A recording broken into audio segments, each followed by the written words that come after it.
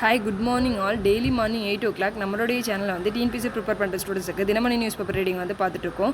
Okay, ஒரு வீக்கும் வந்து அந்த வீக்கெண்டோட லாஸ்ட்டில் சண்டே ஈவினிங் 4 o'clock வந்து ஒரு 10 கொஷின்ஸ் வந்து டெஸ்ட்டாக வந்து நம்மளுடைய சேனலில் ஷார்ட்ஸாக வந்து அப்லோட் பண்ணிகிட்ருக்கோம். யாராவது டெஸ்ட் அட்டன் பண்ணணும்னு நினச்சிங்கன்னா போய்ட்டு அட்டன் பண்ணி பாருங்கள். ஓகேங்களா?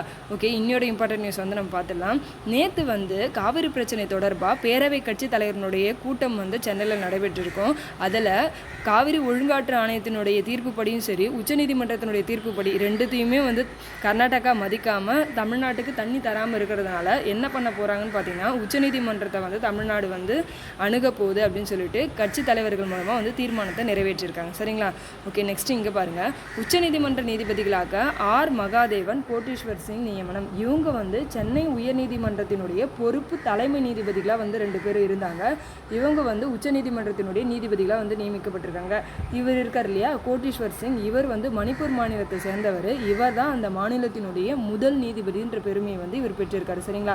ஓகே, இந்த 2 பேரும், அதாவது மகாதேவனும் கோட்டீஸ்வர் சிங் அவர்களும் வந்து உச்சநீதிமன்ற நீதிபதிகளாக நியமிக்கப்பட்டது மூலமாக அனுமதிக்கப்பட்ட நீதிபதிகளின் எண்ணிக்கை, அதாவது தலைமை நீதிபதி உட்பட உச்சநீதிமன்றத்தில் அனுமதிக்கப்பட்ட நீதிபதிகளின் எண்ணிக்கை வந்து பூர்த்தி அடையுதுன்னு சொல்கிறாங்க. அதாவது 34 நீதிபதிகளும் வந்து கரெக்டாக வந்து இருக்காங்க அந்த எண்ணிக்கையிலன்னு சொல்லிட்டு சொல்கிறாங்க. ஓகே, நெக்ஸ்ட் இங்கே பாருங்கள். இவங்க 2 பேரும், அதாவது உயர்நீதிமன்ற பொறுப்பு தலைமை நீதிபதிகளாக இருந்தவங்க உச்சநீதிமன்ற நீதிபதிகளாக நியமித்ததுனால அங்கே ஏற்பட்ட காலியிடத்தை பூர்த்தி செய்யும் விதமாக தான் உயர்நீதிமன்றத்தினுடைய புதிய பொறுப்பு தலைமை நீதிபதியாக டி. கிருஷ்ணகுமார் அவர்களை வந்து நியமிச்சிருக்காங்க. சரிங்களா? டி. கிருஷ்ணகுமார் அவர்களை வந்து நியமிச்சிருக்காங்க. சரிங்களா? நல்லா ஞாபகம் வச்சுக்கோங்க. ஓகே, நெக்ஸ்ட் பார்க்கலாமா?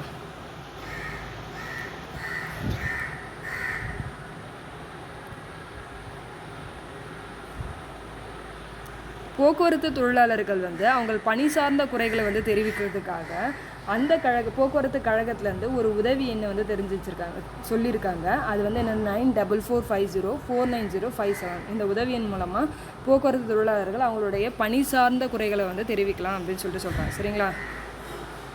நீங்கள் பாருங்கள், வாழும் கைவினை பொக்கிஷம் விருதுகள். இந்த விருதுகள் வந்து கைத்தறி போன்ற கைவினை தொழிலில் வந்து சிறந்து விளங்குகிற கைவினை கலைஞர்களுக்கு வாழும் கைவினை பொக்கிஷம் விருதுகளும் பூம்புகார் மாநில விருதுகளும் வந்து நம்மளுடைய தமிழக அரசு சார்பில் கொடுத்துட்டு வராங்க. சரிங்களா? ஓகே, நெக்ஸ்ட்டு வந்து இன்னொரு குறளை வந்து நம்ம வாசிச்சிடலாம். வான் சிறப்பு, அதாவது மழையினுடைய சிறப்பை பற்றி இங்கே சொல்லியிருக்காங்க. கெடுப்பதும் கெட்டாருக்கு சார்வாய் மற்றாங்கே எடுப்பதும் எல்லாம் மழை.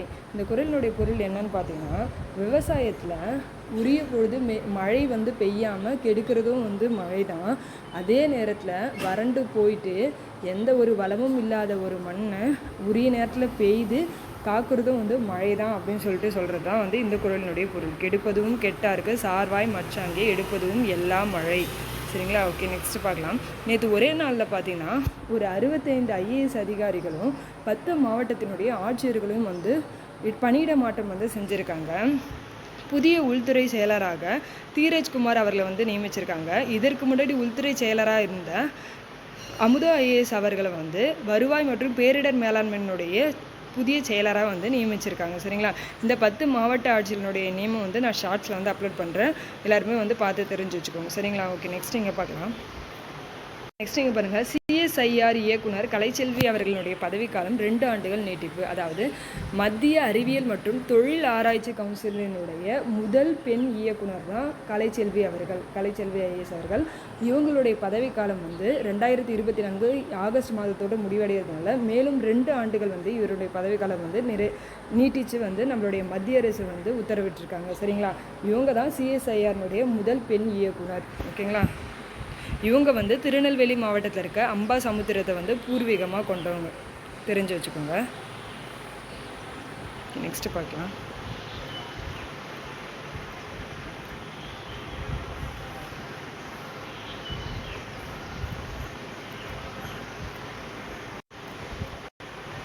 ஓகே ஃப்ரெண்ட்ஸ், இன்னொரு இம்பார்ட்டன்ட் நியூஸ் வந்து இதோட கம்ப்ளீட் ஆகுது. Thank you all.